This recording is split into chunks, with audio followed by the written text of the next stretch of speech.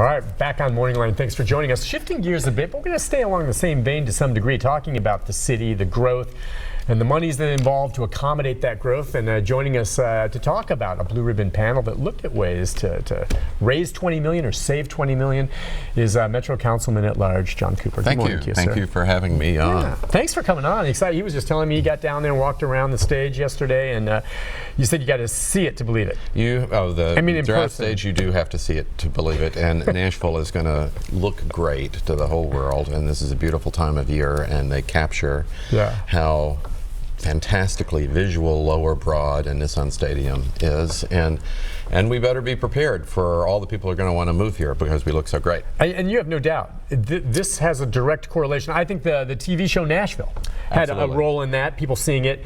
The scuttlebutt's out there about how the city is, and sometimes living here, by the way, Councilman, you don't realize because you're in it, but then you go someplace else, and either you look at what those other cities have to offer, and I'm talking about even larger cities than ours, and you're kind of like, it's not quite Nashville, and then you have people asking you about, where are you from, Nashville? And that first thing they said is, wow, is it really true what we hear?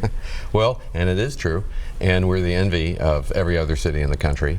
And we have this huge opportunity, and we have all this growth that is going to be happening. We just have to do it the right way. All right, so the Blue Ribbon Panel, that's what I wanted you to come on. That it initiated last year, recommendations now, go ahead. Well, let me just spend a moment on it. In the budget sort of problems of last June, I authored this Blue Ribbon Commission idea, and it passed, and we're in this process now, and it's a good thing, it's an ongoing thing, and the Blue Ribbon Commission is designed to, has to be reauthorized from time to time, but is designed to stay in place and to prevent the inertia that happens with government budgeting, and to make it sort of a more modern, participatory, and intentional process. So what happens originally in the Metro budgeting process is the council has about a week to make any changes. You have hearings in May, and then in June you have about a week to make changes, and you can't. There's no information, any idea that gets floated, it hasn't been thought through, the legal ramifications, the financial ramifications, does it require legislative change? So this idea is to start early, make it a year-round process, bring in experts, that's part of the 10-member panel, half appointed by the mayor and half appointed by the vice mayor. Have council people on this and begin the process of collecting ideas that can save people money. And in the end, every dollar we save is a dollar more available for schools and for teachers. So it's saving as opposed to necessarily raising? Well, it's a combination of both, and the final report has some money-raising ideas. I see. But it started late. There was really no staffing. It was a great volunteer effort, but already it's collected quite a few ideas. There are, I think, close to 150 ideas submitted by the departments, and then there's another just almost 100 ideas submitted by the public, particularly ex-employees. And so this is a way of collecting information. So if you call your councilman and say, I have a great idea, the councilman can refer that idea to the Blue Ribbon Commission, and in time have the appropriate attention to it. Make sense, not sense, are we already doing it? How valuable might this be to the city? Now overall, the commission has focused on a few things that are important to Nashville. One is appropriate cost recovery. There are events that go on to the city, and the general fund, meaning the general taxpayer, ends up footing the bill for that. Is that happening with the draft? Yes, that will happen to some extent with the draft. You know, it's inevitable. I mean, the NFL is footing a lot of the bill. I know that. They are, but it's any event that big is going to drive up costs over time, etc. Now, ultimately, we want it and we can handle it, but if you can recover some of the costs, let's go recover some of the costs. So there's a wide variety of suggestions in this of making cost recovery very formally part of the budget mission. And that, so for example, Airbnb inspection fees. Who should pay that? The hotel taxes they pay end up at the Music City Center, and yet Metro has the cost of inspecting Airbnbs to allow them to happen. So should some of the Airbnb fees be adjusted to kind of cover the cost of inspection? Absolutely. Do all through Metro government, actually fees have been slightly declining because we've not been quick enough in adjusting them.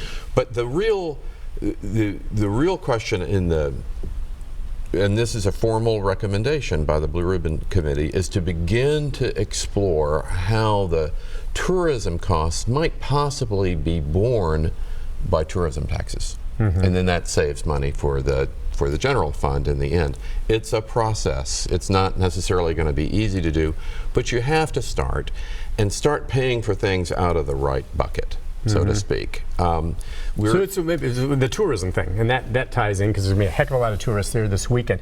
But doesn't the city already do? What really, to some degree, gets me when I travel? Right. You go to every city, and the hotel tax ream you. They just do. They ream you. I mean, they quote you. Okay, your room tonight will be $200. That's your room rate. Right. And then on top of the taxes, and we're not talking we're talking $70 more on taxes. And the same way in Nashville now. And the same way in Nashville. It's crazy. So I don't see how I don't know if that was part of it, but the hotel tax, I guess people are going to pay it. They have to come, they want to come, they're going to pay it. They do, and we're going to put it to good use. The way the hotel tax works in Nashville is it's 6%. And half of that, or 3%, goes to the Music City Center, and 2% of that goes to the Visitor and Convention Bureau. Okay. So in the end, the city itself is only making 1/6 of the hotel tax, but our expenses are probably greater than that.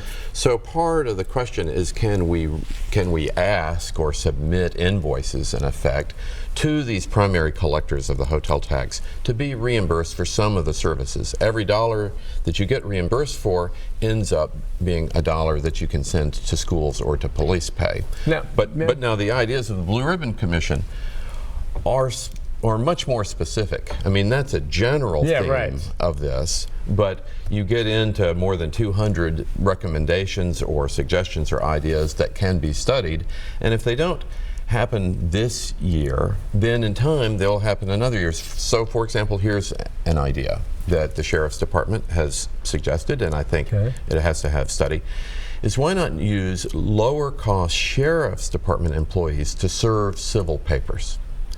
Right? You just what do you mean, lower cost? As opposed to a deputy? Police, as opposed to a highly trained police officers. I thought sheriff's deputies serve warrants. They do serve some papers, but to extend it. Now, you have to make sure that's approved by the state law, for example, and that the sheriff's department can do it, and that the police feel that's a good trade. Now, that's a complicated idea. But in the end, you could probably have some long-term savings, and it's also an idea that the police itself, I mean, they're highly trained. Gives them more resources to do other things.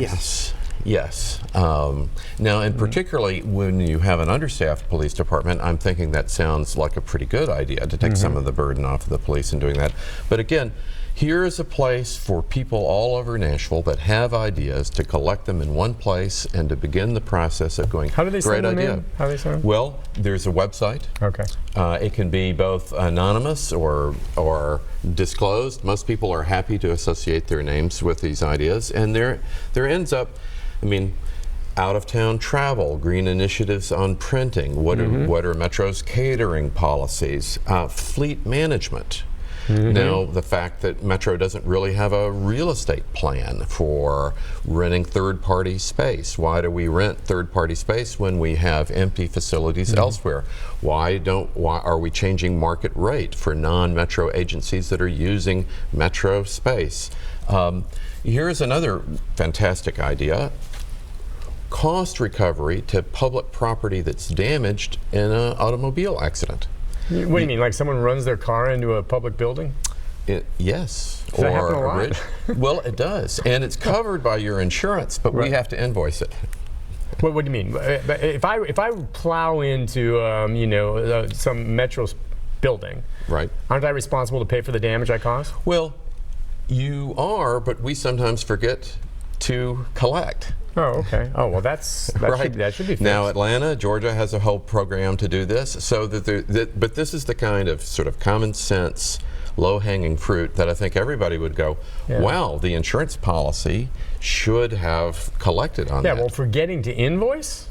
Well, it's hard. You know, computers actually make this possible because you can come back and track the accident and the insurance policy and contact the insurance policy. Again, it's one idea out of several hundred that in time will require the kind of hard managerial work to make that happen. And it can save a lot. Listen, we'll take a break. When we come back, it's just our final segment with you. I want to just hit some of the more specifics, you know, I mean, everything from ideas to maybe limit overtime, which sometimes, you know, sometimes it's better to hire a darn new employee than have the ones there making 2.5 times or 1.5 times salary, and that bugs me. All right, so find a way to limit overtime, increase parking ticket costs. We'll get into some of those. So we'll take a break and be back to touch on those right after this.